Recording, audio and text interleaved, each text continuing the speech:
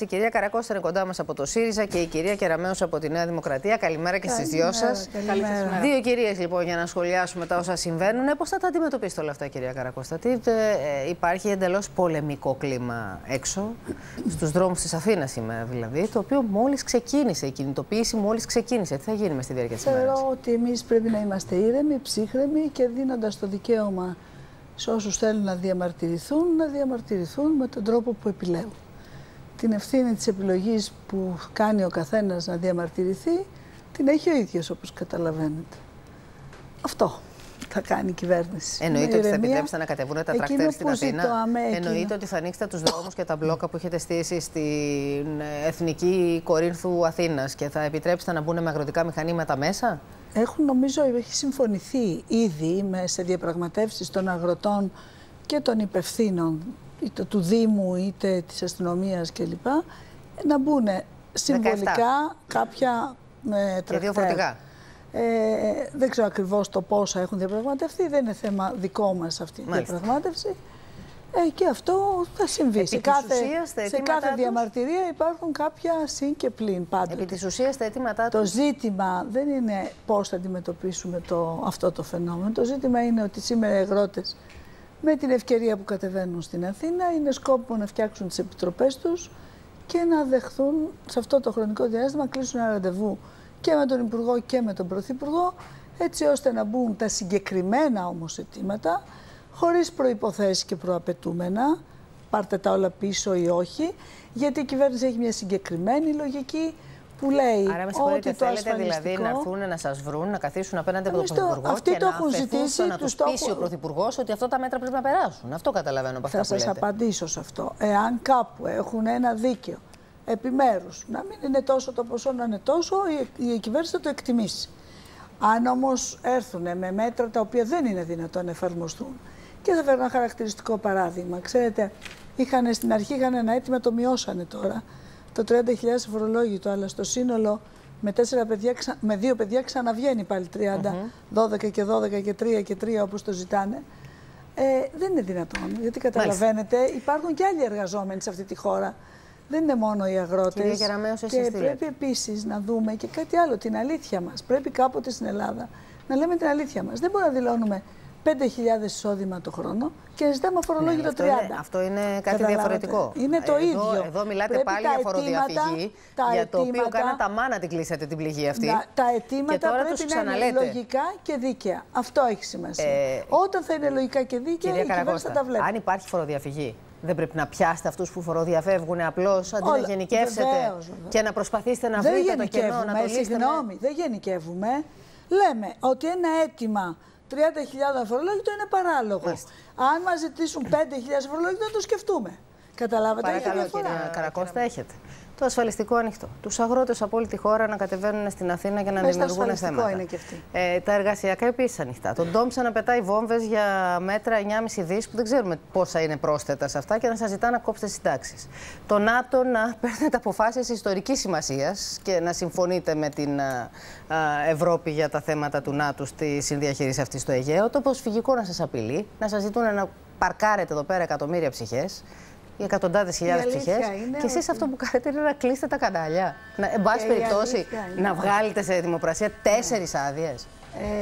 Όλα αυτά είναι τα δύσκολα που καλούμαστε εμείς να αντιμετωπίσουμε. Αν θέλετε να σας απαντήσω για τα κανάλια, ο ελληνικός λαός το απαιτεί να γίνουν δίκαια τα πράγματα και πραγματικά οι συχνότητες είναι κρατικού, είναι δημόσιου συμφέροντος προϊόν, άρα πρέπει νομίμως να βγουν σε δημοπρασία και νομίμως να λειτουργήσουν από εδώ και μπρος. Και νομίμως να βάλετε όρους λειτουργίας, νομίμως να ορίσετε ό,τι θέλετε, νομίμως να πάρετε τα χρήματα που θέλετε, αν μπορείτε να τα πάρετε νομίμως, τα πάντα όλα. Θα μου επιτρέψετε από αυτό να απαντήσω. Θέλω να σας ρωτήσω, γιατί βγάζετε σε αυτή την αγορά 4 άδειες και δεν αφήνετε αυτό που όποιος ασχολείται με την ελεύθερη οικονομία λέει, ελεύθερα την αγορά να διαμορφώσει τις ανάγκες της. Κάθε κυβέρνηση έχει τις δικές της εκτιμήσεις.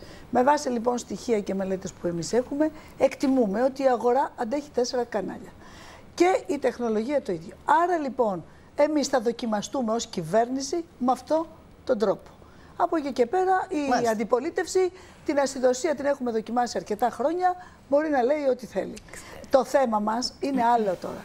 Τα δύσκολα που βάλατε μπροστά, που έχει να αντιμετωπίσει, που έχει να αντιμετωπίσει η κυβέρνηση σε όλα τα άλλα σοβαρά ζητήματα. Πώς είναι οι εργαζόμενοι στην ιδιωτική τηλεόραση σε ολόκληρη τη χώρα? Οι άνθρωποι που απασχολούνται σε αυτόν τον τομέα, πόσες χιλιάδες άνθρωποι είναι? Μην βάζετε τέτοια ζητήματα, διότι το νόμο που εμείς έχουμε περάσει. Και εγώ δεν μπορώ ένα δικό μας αίτημα να το βάλω. Καλύπτει τα κανάλια δηλαδή. Και η λειτουργία θα καλύπτει τους εργαζόμενους. Διότι στο νόμο που έχουμε βάλει, έχουμε βάλει 400. Πόσο κάνει 4-4, γιατί κάνετε και λάθος προσωπικό. Όχι, κάνετε λάθος υπολογισμούς. Διαιρέσεις, βγάζετε λάθος τέτοια. 28 δηλαδή, και πώς τη δουλεύουν σήμερα, για πέστε μας. Πώς τη δουλεύουν σήμερα στα κανάλια? Υπάρχει μια ανεργία. Γιατί δεν μιλάμε για όλα τα κανάλια. Μιλάμε για τα κανάλια, τα συγκεκριμένα. Εγώ θα σας πω πολύ απλά την και... εικόνα τη μεγάλη. Είναι η αγαπημένη μου έκφραση το τελευταίο διάστημα, η μεγάλη εικόνα. Η εικόνα η μεγάλη λέει ότι αυτή τη στιγμή η ανεργία στην Ένωση Συντακτών, δηλαδή στους επαγγελματίες δημοσιογράφους αναγνωρισμένους, γιατί υπάρχει και άλλη μια μερίδα που είναι δημοσιογράφοι μεν, αλλά δεν είναι μέλη της Ένωσης Συντακτών. Είναι περίπου της τάξης του 40%. Αν κλείσετε τα κανάλια ή αν αλλάξετε τα κανάλια ή αν τα οδηγήσετε τα πράγματα έτσι όπως τα πηγαίνετε, η ανεργία θα αυξηθεί κατά πολύ. Οι εκτιμήσεις λένε ότι θα φύγει πάνω από το 60%. Ναι, νομίζω ότι είναι λάθος αυτές οι εκτιμήσεις. Αν πραγματικά οι επιχειρηματίες των καναλιών θέλουν να είναι σωστοί, θα κάνουν τις σωστές προσλήψεις, θα δώσουν τους σωστούς μισθούς και θα δίνουν τα σωστά ασφάλιστρα. Δεν θα παίρνουν δάνεια τα οποία θα πληρώνει ο ελληνικός λαός. Δεν δίνεται άδειες. Περιορίζεται τον αριθμό των αδειών. Κεραμέως, παρακαλώ. Λοιπόν, κοιτάξτε, θέλω να ξεκαθαρίσω τα πράγματα. Δεν περιορίζουμε. Θέλω να ξεκαθαρίσω. Περιορίζουμε συγκεκριμένων καναλιών. Κυρία Καρακώστα, μου επιτρέπετε? Υπάρχουν και δευτερεύοντα. Υπάρχουν και άλλα πράγματα. Αυτό που έγινε χθες στη Βουλή. Και ξέρετε ότι εκφέρω με τριοπαθή λόγο πάντοτε. Αυτό που έγινε χθες στη Βουλή συνιστά εκτροπή της δημοκρατίας. Το Σύνταγμά μας όμως επιβάλλει ξεκάθαρα ότι αυτό πρέπει να γίνεται από ανεξάρτητη αρχή. Γιατί το λέει αυτό? Για να μην υπάρχει πεδίο να πάρουμε μια απάντηση από την κυρία Καρακώστα. Όλα θα γίνουν από το ΕΣΟΥΡΟΥ, το οποίο... Όλα. Άρα ψηφίσαμε χθες, κυρία Καρακώστα. Χθες το βράδυ άρα ψηφίσαμε. Ψηφίσαμε το πόσα κανάλια θα είναι, τα προγράμματα. Ποιος θα δώσει τις άδειες, κυρία Καρακώστα? Και όλη η εφαρμογή ο κύριος Παπάς ή το ΕΣΟΥΡΟΥ? Και η όλη εφαρμογή του νόμου θα γίνει αν εσείς. Ποιος θα δώσει τις άδειες? Αν η αντιπολίτευση δεν θέλει να δημιουργήσει ΕΣΟΥΡΟΥ, έρχονται πολύ ενδιαφέροντα σχόλια. Θέλω να σας πω. Τις άδειες, κυρία Καρακώστα. Ο κύριος Παπάς ευθύνη. Κυρία Καρακώστα, επειδή η κατάσταση σήμερα είναι για γέλια και για κλάματα κυριολεκτικά. Έρχονται πολύ εύστοχα σχόλια, τα οποία δεν γίνεται. Πρέπει να σας μεταφέρω ένα από αυτό.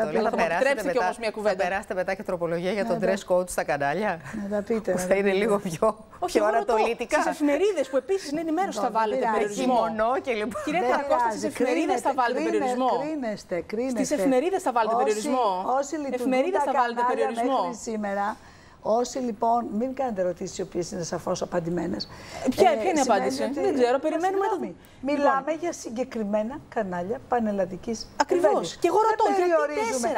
Ούτε τα περιφερειακά, να ρωτήσω ούτε τίποτα. Διότι αυτά θεωρούμε ότι είναι βιώσιμα. Ωραία. Μου επιτρέπετε, κύριε Τσαπανίδη, μισό λεπτό? Που να χρωστάνε, να παίρνουν δάνειο. Συμφωνώ.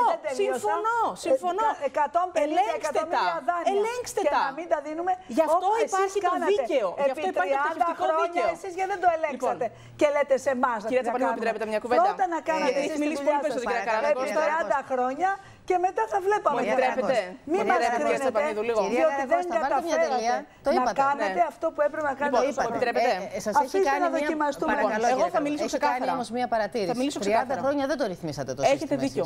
Εγώ συμφωνώ ότι πρέπει να μπει τάξη στο πεδίο. Το λέω ξεκάθαρα. Πρέπει να μπει τάξη. Εμείς με αυτόν τον τρόπο θα βάλουμε την τάξη. Έχουμε το δικό μας τρόπο. Να ραφτώ, κυρία Καρακώστα. Να ραφτώ, να βάλω κανένα κιμονόσα για αυτά της Βορειοκορέας. Εγώ συμφωνώ ότι πρέπει και τα κανάλια να ελέγχονται για τα δάνεια. Πρέπει να ελέγχονται. Κυρία Καρακώστα, σας παρακαλώ πολύ. Δεν είναι έλλειψη σεβασμού αυτό, κυρία Καρακώστα. Κυρία Καρακώστα, είναι έλλειψη σεβασμού αυτό που κάνετε. Τα τουρκικά τώρα, μην μου λέτε. Κυρία Καρακώστα, αφήστε τα άδεια. Μην μου λέτε κιμονό. Άρα αν έρθει Τούρκος θα πάρει και άδεια. Λοιπόν, αν έρθει Τούρκος θα πάρει και άδεια. Κυρία Καρακώστα, ακούστε τον αντίλογο. Δεν απαντάτε. Κλείνουν τα κανάλια, δεν αφήνετε να μιλάνε εκπρόσωποι τους. Αφήστε να μιλήσει ένας άνθρωπος επιτέλους. Λοιπόν, εγώ συμφωνώ ότι πρέπει να ελέγχονται τα δάνεια των καναλιών. Και δεν το κάνατε, κυρία Γεωργίου. Μα αφήστε να πληρώσω λίγο. Λοιπόν, συμφωνώ ότι πρέπει να ελέγχεται αν πληρώνονται οι εργαζόμενοι. Συμφωνώ για όλα αυτά. Αλλά για αυτά το κράτος δικαίου έχει προβλέψεις, έχει δίκαια τα οποία εφαρμόζονται. Εγώ λοιπόν συμφωνώ. Δεν εφαρμόζονται. Μα εφαρμόστε τα. Εγώ συμφωνώ. Ελέγξτε κάθε μήνα, άμα θέλετε. Ελέγξτε κάθε μήνα αν τα κανάλια πληρούν τις προϋποθέσεις.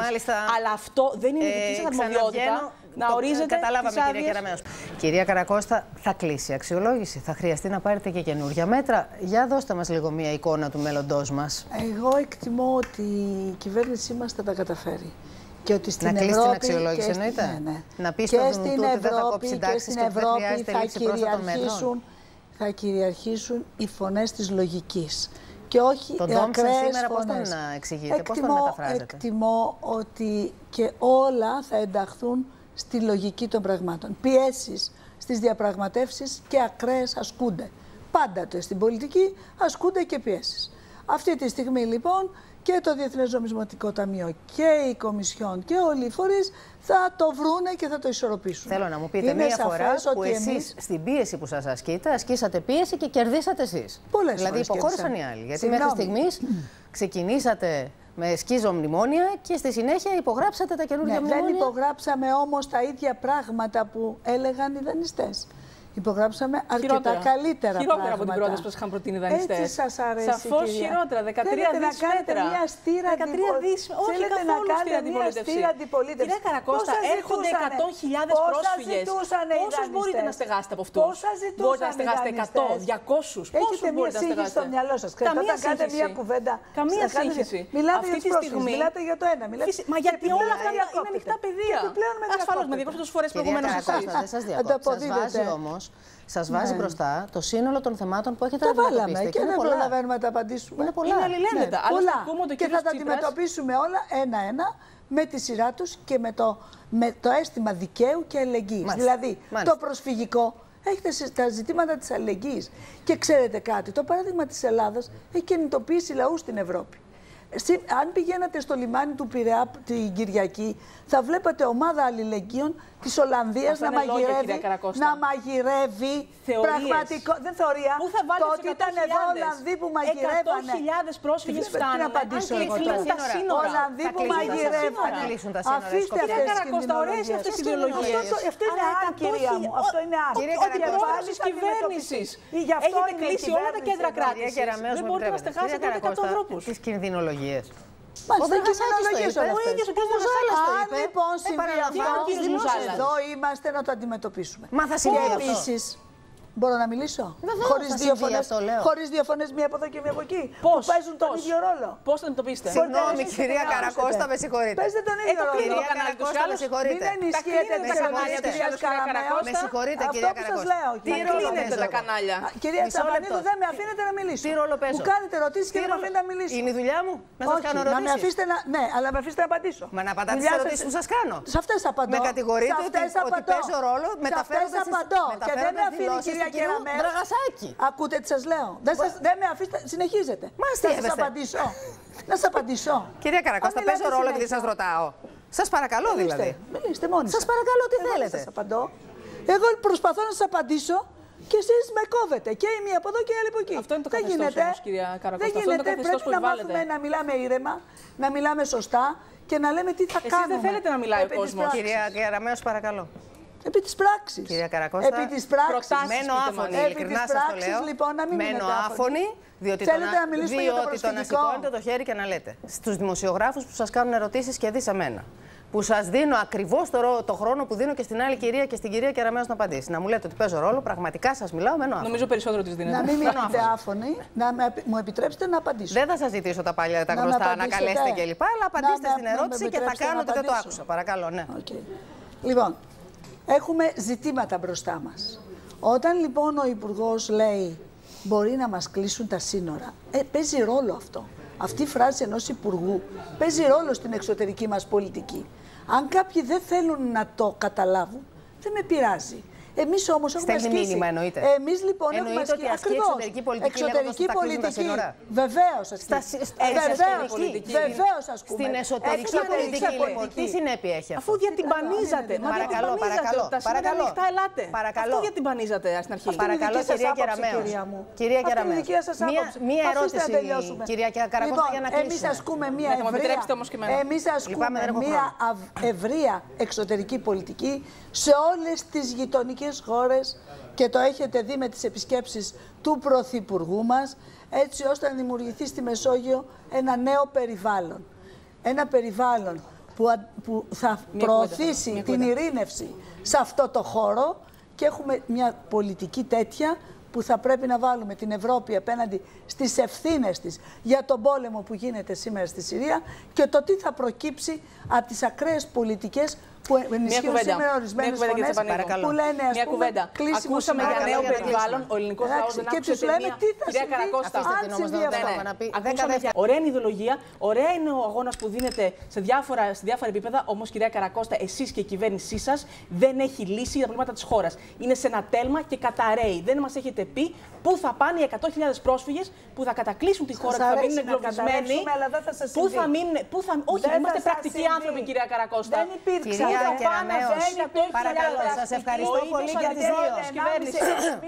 Παρακαλώ, ακούστε με λίγο, σας παρακαλώ πάρα πολύ. Κυρία Κεραμέως, παρακαλώ πολύ. Κυρία Κεραμέως, για το Δουβλίνο 1 και το Δουβλίνο 2 δεν ευθύνεται ο ΣΥΡΙΖΑ. Ευθύνονται οι κυβερνήσεις της Νέας Δημοκρατίας και του ΠΑΣΟΚ. Ένα το κρατούμενο. Το δεύτερο κρατούμενο είναι φροντίστε να στείλετε τα μηνύματα εξωτερικής πολιτικής. Αλλά αν σας κάνουν εδώ τη χώρα αποθήκη ψυχών, έχετε τρόπο για να το αντιμετωπίσετε αυτό? Εδώ δεν έχουν να φάνε οι Έλληνες. Θα μπορέσετε να ταΐσετε 100, 200, 500.000 ξένους? Δεν είναι τυχαίο ότι η αύξηση των προσφύγων στην Ελλάδα θα 1.700%. Επίσης έχετε να αντιμετωπίσετε αυτό που θα δούμε τώρα, θα μας δώσουν την εικόνα από το Σύνταγμα, διότι στο Σύνταγμα ετοιμάζονται να στρατοπεδεύσουν. Πάντως ούτε μία πρακτική λύση δεν ακούσαμε. Έχουν βγάλει και τις σκηνές τους για να στρατοπεδεύσουν εκεί και μιλάμε για τους αγρότες, για το αγροτικό. Καλή επιτυχία σε όλους. Πάμε σε διάλειμμα και επιστρέφουμε. Να φορέσω το κιμονό, λέτε? Να μην φορέσει κιμονό. Να μην το φορέσω το κιμονό. Δεν το φοράω το κιμονό. Δεν χρειάζεται. Έρχομαι εδώ. Ούτε μπουρκα. Ούτε μπουρκα, λέτε, όχι. Ούτε να χαίρομαι πάρα πολύ κάθε φορά που θα αναφέρομαι στο όρομα του Πρωθυπουργού, όπως κάνουν σε άλλα τέτοια.